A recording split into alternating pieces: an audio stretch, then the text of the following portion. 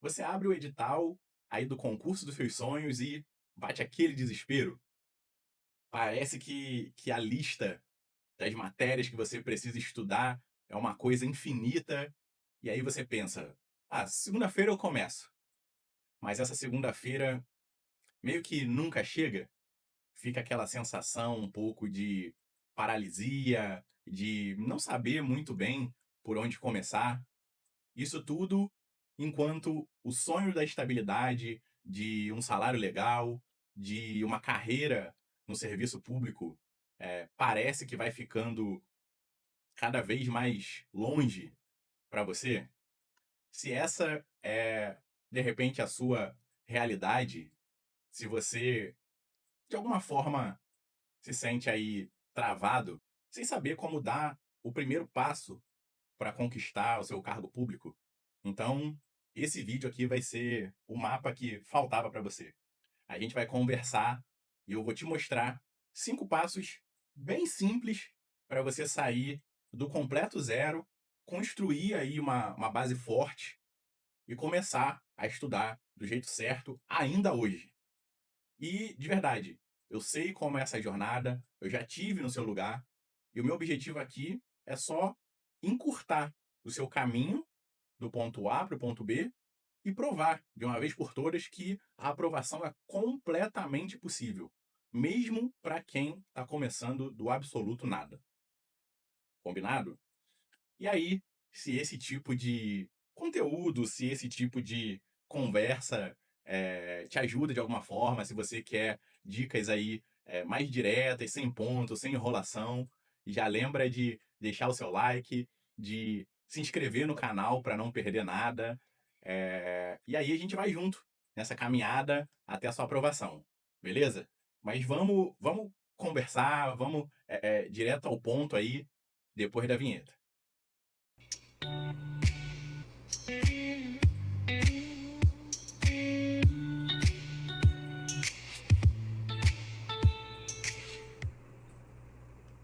Pessoal, vamos começar aqui conversando sobre a nossa primeira dica, tá? Que é exatamente a escolha do foco, tá bom?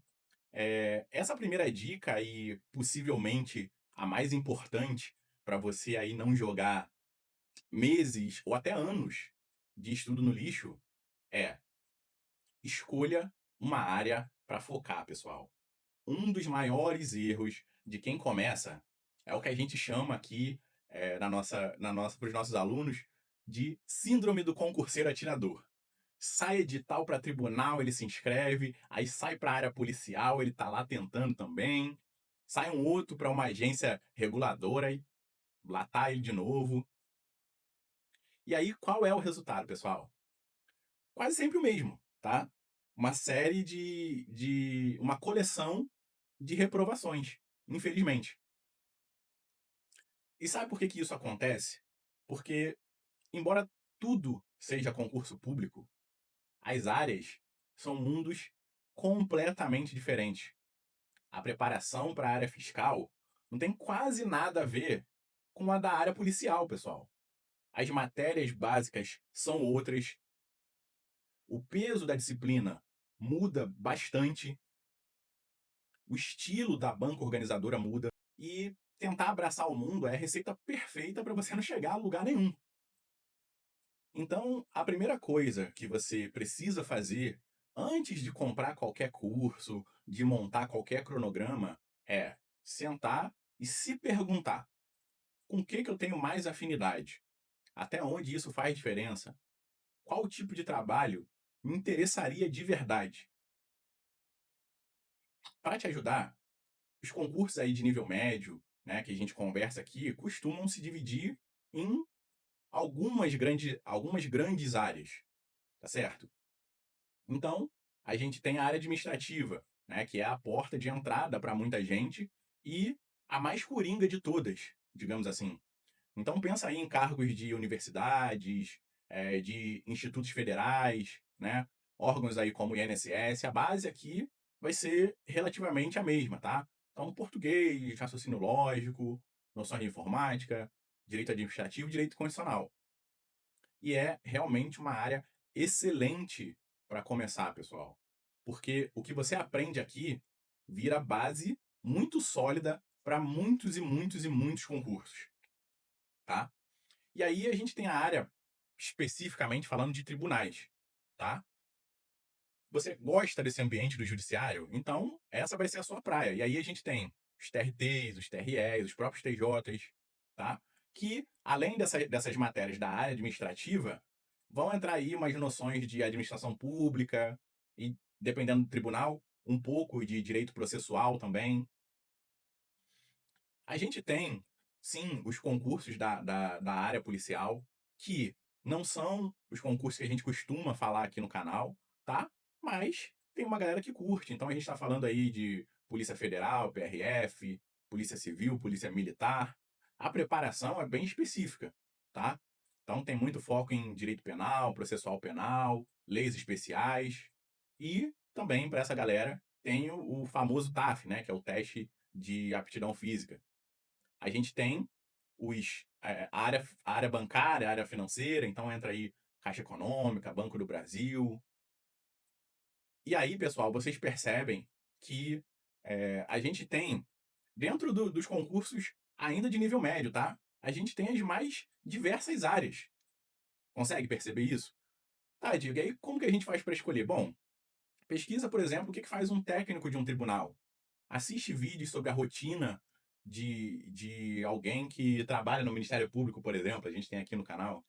Conversa com quem já trabalha nessas áreas, vê o que eles gostam, o que eles não gostam.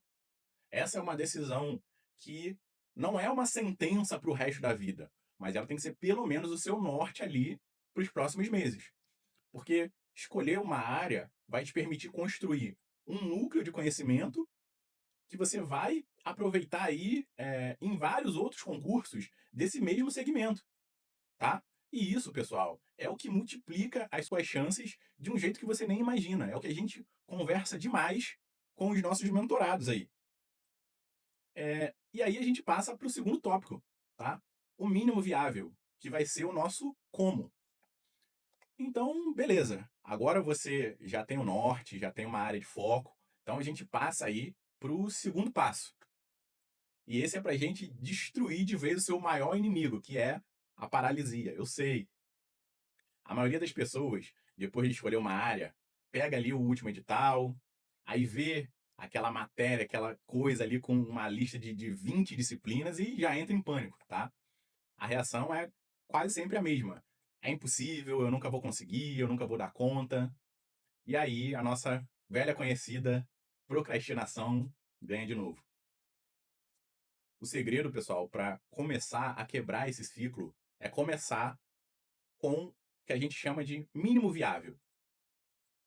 Pensa em alguém que vai correr aí uma maratona. Essa pessoa não acorda um dia e corre 42 quilômetros, tá certo? Ela começa caminhando, de repente ela corre mais 5 minutos, 10, depois 15, vai aumentando aos poucos. Com o estudo é a mesmíssima coisa. E aí, o seu mínimo viável vai se resumir basicamente a duas coisas. Primeiro, escolher de 1 a 3 matérias ali do que a gente chama de núcleo básico. Esquece as 20 matérias do edital. Olha para a área que você escolheu e encontra aí o coração dela. Para a grande maioria, a maioria esmagadora dos concursos que a gente conversa aqui, tá? Especialmente a área administrativa, a área de tribunais, esse coração vai ser começando por língua portuguesa, que é a base de tudo, porque entender texto e gramática não vai te dar só pontos em língua portuguesa, pessoal. Vai te ajudar a entender o que as questões de todas as outras disciplinas estão pedindo. Aí a gente tem direito administrativo e direito constitucional, que são, em essência, os pilares aí. O meu controladorzinho está caindo aqui. São os pilares do serviço público. Você precisa entender como o Estado funciona, porque isso é o básico. A gente tem raciocínio lógico, matemático, né? RLM, aparece em muitos concursos e, no fim das contas, pessoal, é uma matéria que só se aprende com prática.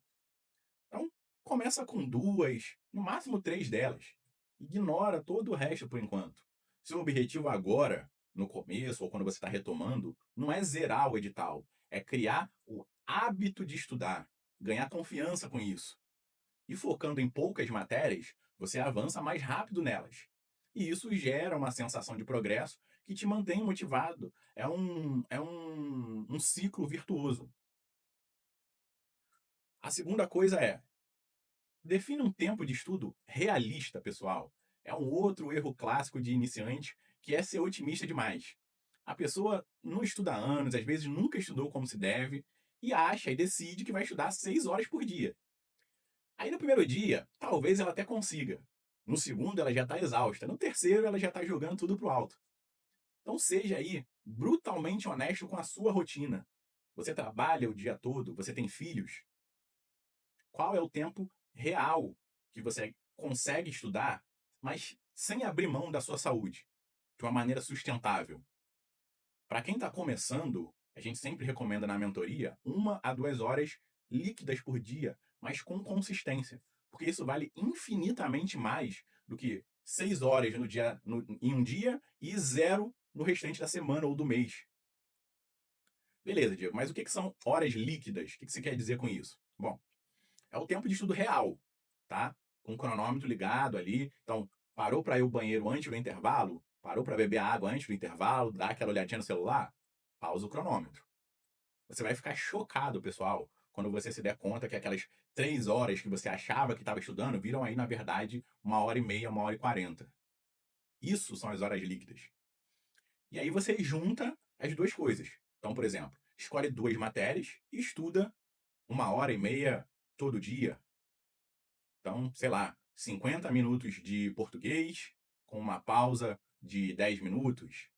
50 minutos de administrativo, com mais uma pausa de 10 minutos. Sei lá, alguma coisa assim. É simples, é possível e é eficiente. E é assim que você sai da inércia e começa a construir a fundação aí da sua aprovação. E aí a gente avança para a nossa dica de número 3, tá? Que são as ferramentas essenciais, é o com que a gente vai trabalhar. Então agora você tem aí a sua área, o seu plano de ataque. Então a pergunta de 1 milhão passa a ser: com o que eu vou estudar? E aí, cuidado, porque aqui mora um dos maiores ralos de dinheiro e de tempo do concurseiro iniciante, que é a caça ao material perfeito. Muita gente vira colecionador de material, compra aí dezenas e dezenas de apostilas, assina 2, 3 cursinhos, entra em 50 grupos de Telegram e acaba com uma montanha de PDFs e vídeos que, no final das contas, pessoal, nunca vai conseguir consumir. Essa que é a verdade. E isso só vai gerar para você mais e mais ansiedade. Então, essa terceira dica é sobre simplicidade, sobre foco. Para começar, você precisa de poucas e boas ferramentas. A sua preparação vai girar basicamente em torno de 3 coisas: teoria, prática, revisão. Só isso. Então, primeiro, material de base para teoria. E aí você vai escolher só um, tá? Então a gente tem, por exemplo, os PDFs de cursinhos. Para a maioria, é a melhor opção. Os PDFs são completos, dependendo de quem elabora, vão direto ao ponto e vem ali com umas questões, comentários no final, você estuda no seu ritmo. A desvantagem é, exige muito mais disciplina. Agora, as videoaulas, se você tem mais dificuldade em uma matéria, ou se você aprende melhor ouvindo ou assistindo, as videoaulas são ótimas, tá? Um bom professor faz um assunto complicadíssimo parecer moleza. Qual é a desvantagem? Geralmente demora muito mais tempo do que ler um PDF, a progressão é mais lenta. E aí a dica de ouro é: escolhe um bom cursinho e usa o material dele como a sua fonte principal. Se você escolheu o PDF, você vai usar os vídeos só quando não entendeu alguma coisa na sua leitura. Se você escolheu a videoaula, você vai usar o PDF só para consultar, para aprofundar um ponto, para esclarecer. Não tenta ver a aula inteira e ler o PDF inteiro sobre o mesmo assunto, porque isso vai te embolar no começo. Para você que está começando, acaba sendo uma perda de tempo. Segundo ponto dessa terceira dica: plataforma de questões. Pessoal, desculpa, mas isso não é negociável. Se eu pudesse te dar um único conselho nesse vídeo aqui, seria esse: assina uma boa plataforma de questões já no começo, já no seu primeiro dia. Não dá para assinar? Tem alternativas grátis, tá? Porque estudar sem resolver questões é tipo querer ser um nadador olímpico, mas lendo livros sobre natação sem nunca entrar na piscina, pessoal. Simplesmente não vai funcionar. A gente tem plataformas grátis. Se você não conhece, se você quer sugestões, deixa aí nos comentários, tá? Que a gente bota para você. Resolver questões de provas, tá? É crucial por vários e vários motivos. Só para a gente citar alguns. Primeiro, você entende como que a sua banca pensa, caso já tenha sido decidido, né? Como ela cobra cada assunto. Você fixa o que você acabou de estudar de uma forma ativa, né? Buscando essa memória, não de uma forma passiva. Você descobre o que é mais importante em cada matéria, e aí você direciona o seu estudo da teoria. Você identifica as suas próprias fraquezas e, por via de consequência, aprende com os seus erros, que é a forma mais poderosa de aprender. E aí, pessoal, você não pode ter medo de errar, você vai errar. E cada erro, quando você lê o comentário da questão ali, quando você vê a explicação, é uma microaula gratuita, feita sob medida para aquela sua dificuldade. E aí, passando para as ferramentas de revisão. Aqui é manter simples, pessoal. A revisão é o que leva o conhecimento da nossa memória de curto prazo para a memória de longo prazo. Sem a revisão, em algumas semanas, a gente esquece quase tudo que estudou. Mas não precisa complicar. Para começar, você usa aí grifos no seu papel, tá? E aí você vai marcar só o essencial, só as palavras-chave, aquilo que você errou em alguma questão. Nada de sair colorindo aí uma página inteira. Segundo ponto, caderno de erros. Um caderno ou de repente um arquivo no computador, onde você anota por que errou uma questão, qual é o jeito certo, tá?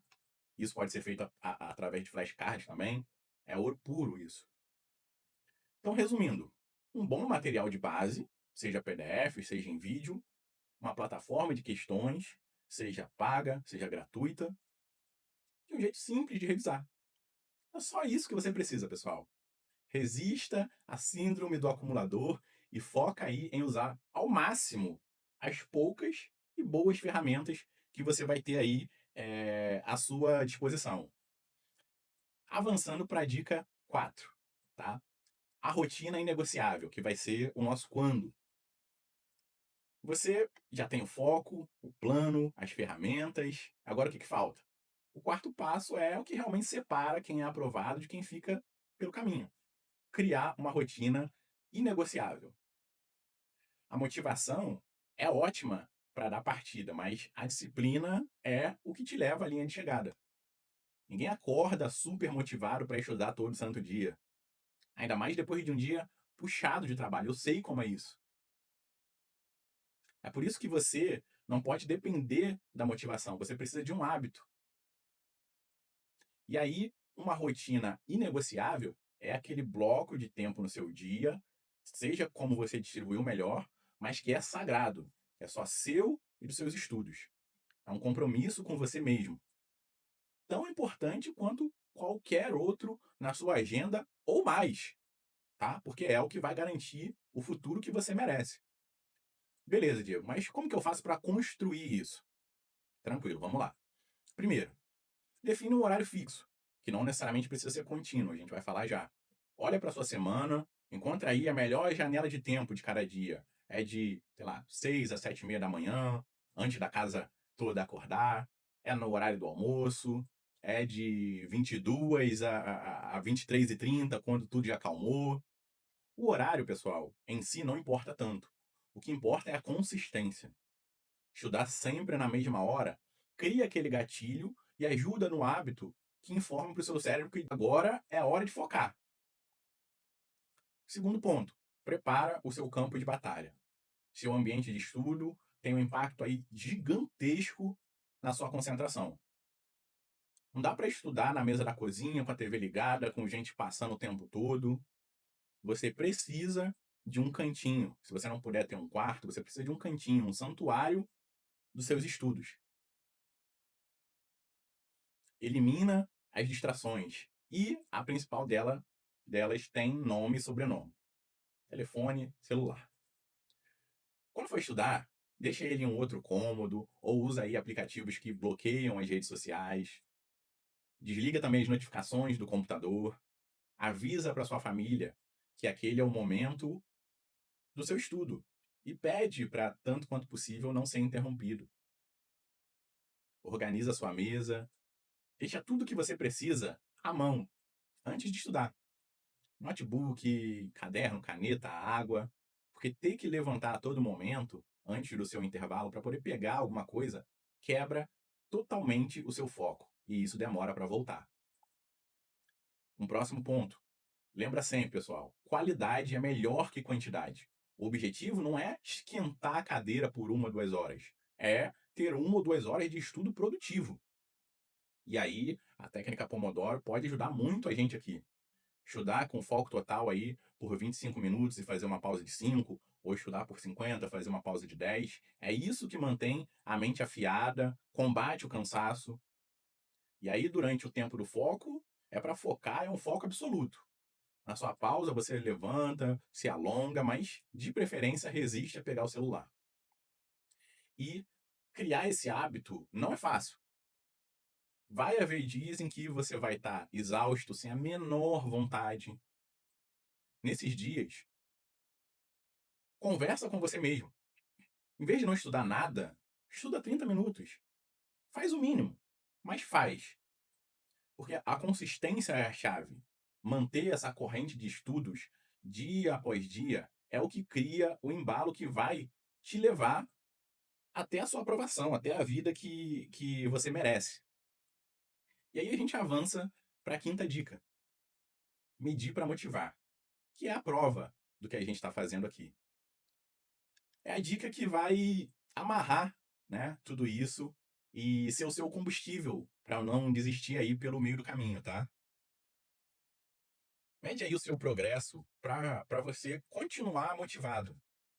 Estudar para concurso, a gente sabe, é uma maratona, não é uma corrida de 100 metros, é um projeto longo aí. E é muito, muito fácil desanimar se você não conseguir ver que você está sim saindo do lugar, está avançando. E é aqui que resolver questões, que a gente falou lá na dica 3, se torna a sua arma secreta. Não é só para aprender, é o seu termômetro de desempenho. É para você ver que você está seguindo em frente. E aí, como que você faz isso na prática? Tá? Você pode criar uma planilha simples de desempenho. Pode ser no Excel, no Google Sheet, pode ser até numa folha de caderno. E aí, para cada matéria, você faz ali colunas: data, assunto, questões, acertos e percentual de acerto, para ficar tudo organizadinho. Toda vez que você terminou de estudar um tópico, então, sei lá, você estudou crase dentro de português. Você vai lá na sua plataforma de questões, resolve 10, 15, 20 questões só sobre aquilo. Depois você preenche a planilha.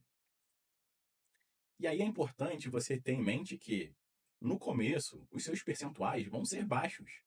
30, 40, 50%. Calma, pessoal.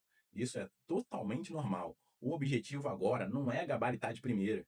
Não é você provar para você mesmo que você é algum gênio. É só ter algum ponto de partida. A mágica acontece de verdade com o tempo.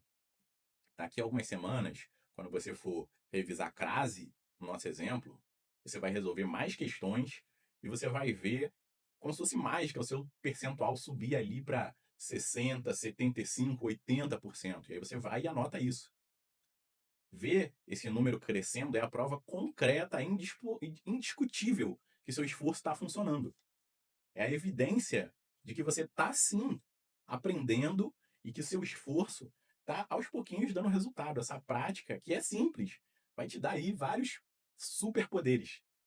Vai te dar uma motivação real, porque ver o seu progresso em números combate aquela sensação horrível de caramba, eu estudo, estudo, estudo e não aprendo nada. Vai te dar um diagnóstico preciso, porque essa planilha vai te mostrar quais são os seus pontos fortes, quais são os seus pontos fracos. Então, sei lá, se você está sempre com 90% em português, mas não sai dos 60% em raciocínio lógico, você já sabe exatamente onde você tem que colocar mais energia, não é verdade? Intimidade com a prova. Resolver questões todos os dias vai te deixar acostumado com o estilo da banca, com o estilo das bancas, com o tempo, com a pressão. E aí, no dia do concurso, a prova vai ser só mais um bloco de questões. Uma coisa que você já vai ter feito a essa altura, literalmente centenas de vezes. Medir o seu progresso, pessoal, transforma o estudo de uma coisa abstrata em uma coisa concreta. Você para de achar que está aprendendo e passa a ter certeza, com dados ali na sua frente. E essa certeza te dá a força para continuar dia após dia até você ver ali o seu nome no diário oficial, tá? Então, vamos recapitular aqui o nosso plano para sair do zero? Então, vamos lá. 1. Define aí a sua área de foco, tá? Para não dar tiro para todo lado. 2. Começa com o mínimo viável, tá? Poucas matérias, tempo realista, para vencer aí a sua paralisia. 3. Usa poucas e boas ferramentas, com foco em um material de base e principalmente questões. 4. Cria aí uma rotina inegociável, porque a disciplina vai te levar muito, muito mais longe que qualquer motivação. E 5. Meça aí o seu progresso, principalmente com questões para mostrar para você mesmo que você está avançando. O passo mais difícil de qualquer jornada é sempre o primeiro, pessoal. E com essas 5 dicas, a desculpa de não sei mais por onde começar já acabou. O caminho até a sua aprovação não é nenhum segredo. É um processo. Um passo de cada vez. Começa hoje. Começa simples, mas acima de tudo, começa. A sua jornada na direção da sua aprovação, da vida que você merece, está começando agora.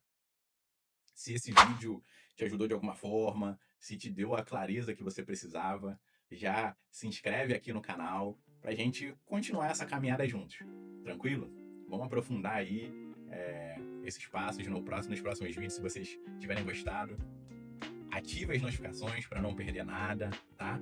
E dá uma olhada aí na descrição, porque eu também vou deixar alguns links que podem te ajudar muito a dar esse pontapé inicial. Também vou deixar 2 vídeos aí na tela para te ajudar nesse primeiro passo, a engrenar no ritmo, tá? Pessoal, como sempre, lembra muito que você é amado, lembra muito que a sua vida importa, que a sua história importa e que o futuro que você merece, a vida plena que é sua e que ninguém vai te tirar, tá lá, à sua disposição, só esperando você chegar.